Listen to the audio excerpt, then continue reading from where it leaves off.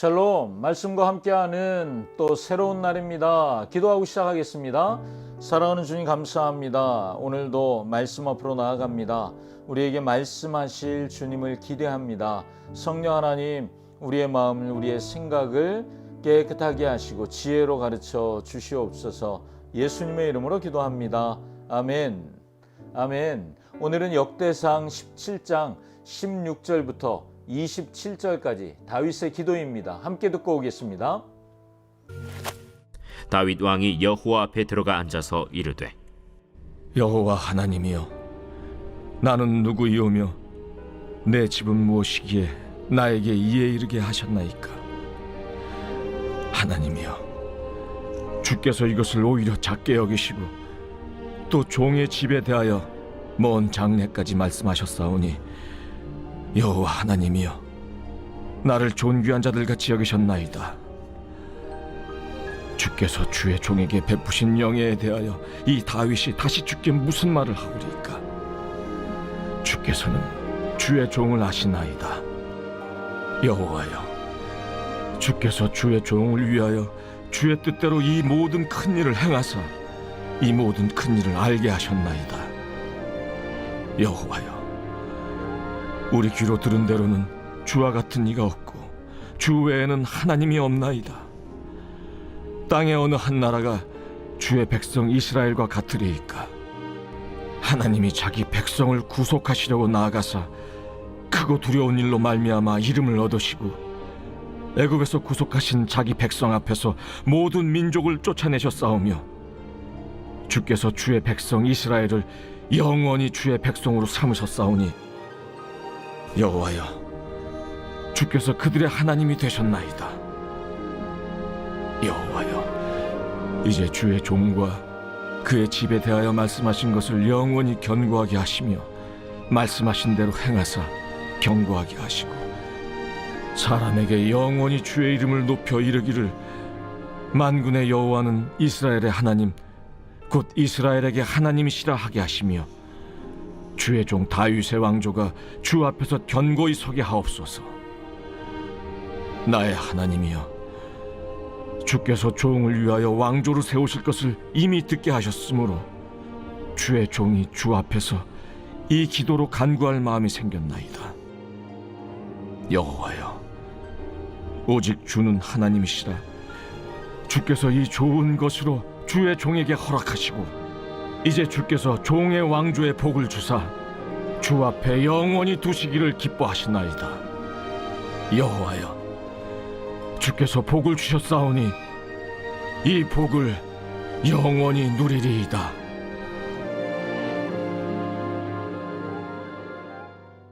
아멘. 우리가 계속 보고 있는 것이 하나님이 다윗이 성전을 짓겠다라고 하는 다윗의 요청을 거절하시는 거잖아요. 그리고 그 대신에 이스라엘을 가나안 땅에 뿌리를 깊이 내린 다윗 왕조를 세우실 것이고, 그 왕조가 영원할 것이며, 다윗의 후손 가운데 하나님이 양자를, 자손을 삼으시는데 그 자손이 영원할 것이다 라는 말씀을 주셨어요. 본문은 이 은혜로운 신탁을 받은 다윗이 하나님께 드리는 감사의 기도입니다. 이 기도와 똑같은 내용, 평행되는 본문이 사무엘하 7장 18절 이하에 있어요.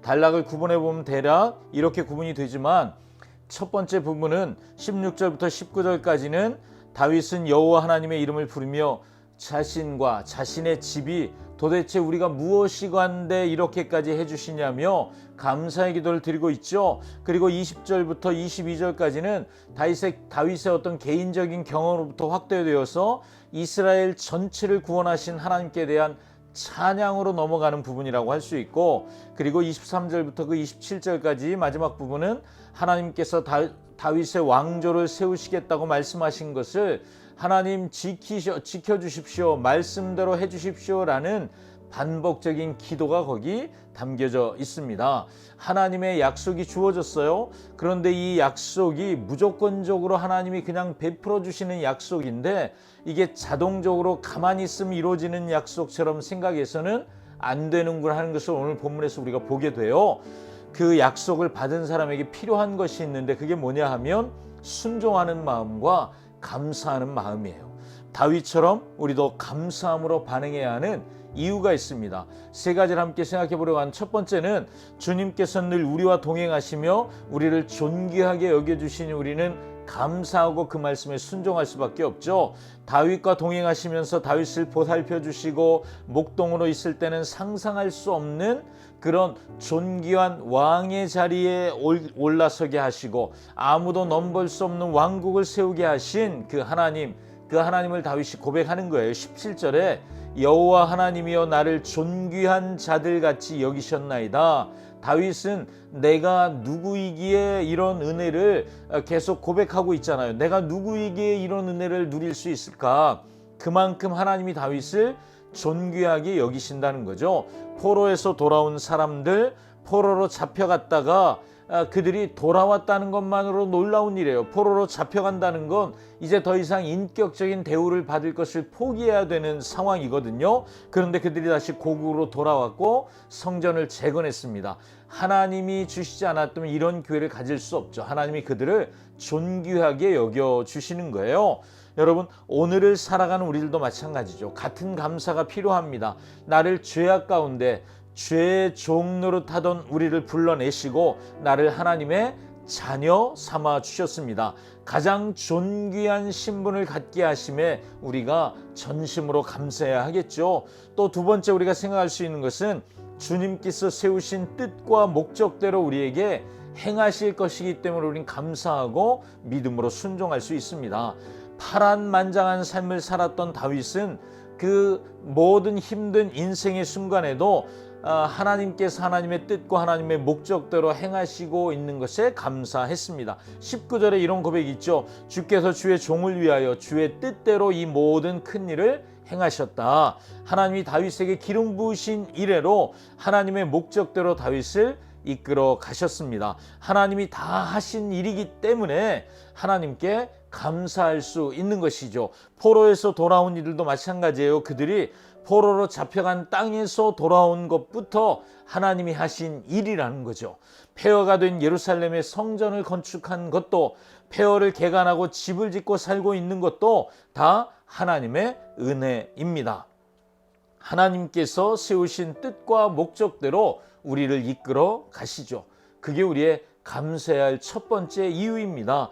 다윗이 하나님의 인도하심을 받았지만 그는 때론 도망자가 됐습니다. 미친 척하며 목숨을 부지해야 할 때도 있었습니다. 그럼에도 그가 의심하지 않았던 것은 하나님이 하나님의 뜻 가운데 나를 주셨고 인도해 가신다는 것입니다. 우리도 지금 이 순간 내가 이해할 수 없는 일들이 일어날 수 있어요. 그렇지만 기억하십시오. 하나님이 지금 나와 함께 하십니다.